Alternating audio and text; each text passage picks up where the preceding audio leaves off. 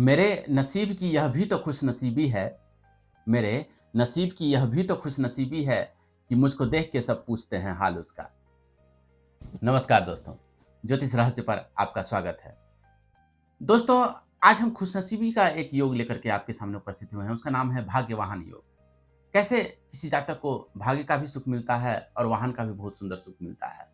यह योग जिनकी कुंडली में घटित होता है वो है बिल गेट्स साहब और उनकी कुंडली का भी हम लोग विश्लेषण आपके सामने लेकर उपस्थित हुए हैं।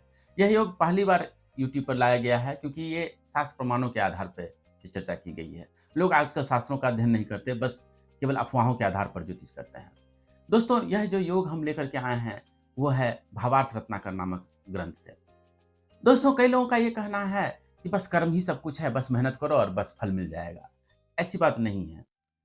दोस्तों, इसका मैं 1-2 उदाहरण भी दे दूँ आपको। जैसे कि ब्लू स्मार्ट नाम की एक कंपनी थी, उसने एक ऐसा बैग बनाया था जिसे आप ऐप से, मोबाइल से कंट्रोल कर सकते हैं, नियंत्रण कर सकते हैं। लेकिन उसे वो कंपनी बंद कर देनी पड़ी। क्यों? क्योंकि एयरलाइंस ने ये घोषणा कर दी कि हम ऐसे किसी भी बैग को चेक इन नहीं करने देंगे जिसमें बैटरी लगी हो। तो उसे वो कंपनी बंद कर देनी पड़ी। मेहनत तो उन्होंने बहुत किया, लेकिन वह मेहनत सफल नहीं हुआ। उसी तरह से जुसेरो नाम की एक कंपनी थी, जिसने एक ऐसा जूसर बनाया कि जिसमें आप पदार्थ डालिए और बस वो जूस निकाल कर के आपको दे दे फटाक से, आपको ज़्यादा मेहनत नहीं करना पड़े, छिलका वगैरह ना छिलना पड़े फलों का। वह उत्पाद तो उन्होंने बना दिया, मेहनत तो उन्होंने काफ़ी करी, लेकिन बस थोड़े ही समय में उसे जो है बंद कर देना पड़ा। क्यों? क्योंकि उसकी कीमत थी $700। कोई जूसर के लिए $700 क्यों देगा? तो मेहनत ही सब कुछ नहीं होता, इसके अलावा भी बहुत सारे कारक होते हैं, जिनका अध्ययन उत्पाद प्रबंधन, प्रोडक्ट मैनेजमेंट नामक विषय में किया जाता है। एमबीए स्कूल्स में जनरली ये बातें पढ़ाई जाती हैं। तो ये बहुत भाग्यशाली थे हमारे बिल गेट्स साहब कि उन्होंने मेहनत तो किया, लेकिन साथ में उनको जो है भाग्य का भी साथ मिला। क्योंकि जो मेहनत के अलावा जो फैक्टर्स जो आपके हाथ में नहीं है, उन्हीं फैक्टर्स का कुल योग तो भाग्य कहलाता है। तो उन्हें भाग्य का भी साथ मिला। तो आज हम लोग भाग्यवाहन योग की चर्चा करने जा रहे हैं, जो ये दर्शाती है कि उनके जीवन में भाग्य का भी साथ मिला और उन्हें अच्छे-अच्छे वाहन का भी सुख मिला। आप देख सकते हैं कि उनके पास अनेक तरह के वाहन हैं, अनेक तरह के वायुयान हैं, जेट्स हैं, उनके पास बड़ी-बड़ी, महँगी-महँगी गाड़ियाँ हैं, बीएमवी कार है। बीएमडब्ल्यू नहीं पढ़ते हैं उसको, बीएमवी पढ़ते हैं उसको, क्योंकि वो जर्मन कार है। उनके पास पोर्शा गाड़ियाँ हैं, एक से एक महँगी-महँगी गाड़ियाँ हैं। तो ऐसा क्यों हुआ? ये जानने के लिए हम आपको ले चलते हैं भावार्थ रत्नाकर में। दोस्तों, इंटरनेट पे किसी भी योग को जानने के लिए जो है शास्त्रों का अवलंबन नहीं लिया जाता, केवल अफ़वाहों के आधार पर ज्योतिष कर दी जाती है। यहाँ हम लोग वो नहीं करते, यहाँ हम लोग शास्त्र प्रमाणों के आधार पे ही सूत्रों की चर्चा करते हैं। तो भावार्थ रत्नाकर में ये भाग्यवाहन योग नामक योग आया हुआ है और पहली बार हम यूट्यूब पर यह विषय इस विषय का संपूर्ण विश्लेषण लेकर आपके सामने उपस्थित हुए हैं।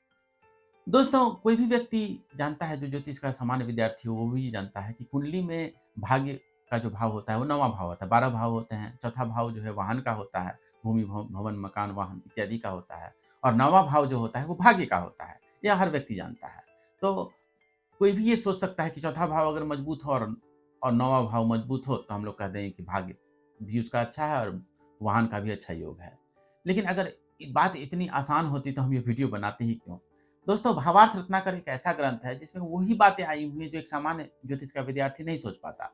एक सामान्य ज्योतिष का विद्यार्थी को अगर बिल गेट्स की कुंडली दे दी जाए तो वो बस देखेगा कि 9वाँ भाव इसका मजबूत है कि नहीं और चौथा भाव मजबूत है कि नहीं। अगर नहीं दिखे तो वो कह देगा कि ये इनकी कुंडली में तो भाग्यवाहन योग नहीं है। लेकिन ऐसी बात नहीं है, इसके अलावा भी बहुत सारी चीज़ें देखी जाती हैं। दोस्तों, ज्योतिष शास्त्र में एक भावात भावम का सिद्धांत आता है। वो क्या कहता है कि किसी भी भाव को देखने के लिए उसका एक सूक्ष्म भाव भी होता है। उसी भाव से उतने भाव की दूरी पर अगर हम जाकर के देखें, तो हमें उस भाव का भी अध्ययन करना पड़ता है। जैसे कि अगर भाग्य का विश्लेषण करना है, तो हम 9वाँ भाव तो देखेंगे ही, 9वें भाव का 9वाँ भाव यानी कि जो पंचम भाव पड़ता है, उस पर भी विचार करेंगे।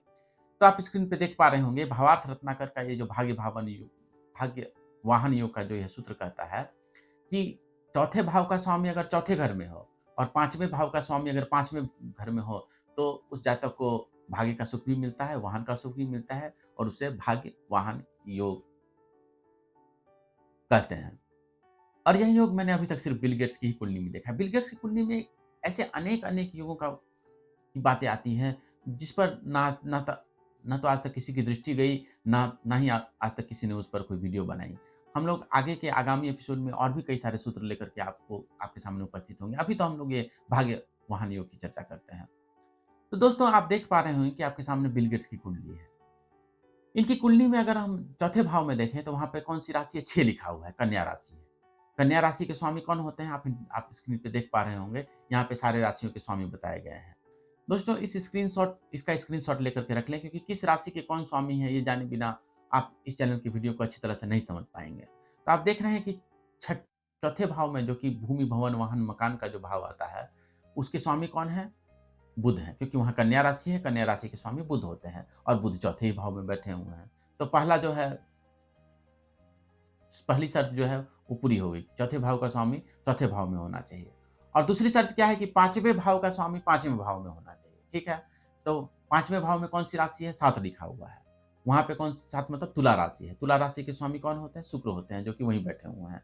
और आप यह भी जानते हैं कि शनि जो है तुला राशि में उच्च के होते हैं, वो भी 5वें भाव में बैठे हुए हैं। तो चौथे भाव का स्वामी भी चौथे भाव में है, 5वें भाव का स्वामी भी 5वें भाव में है।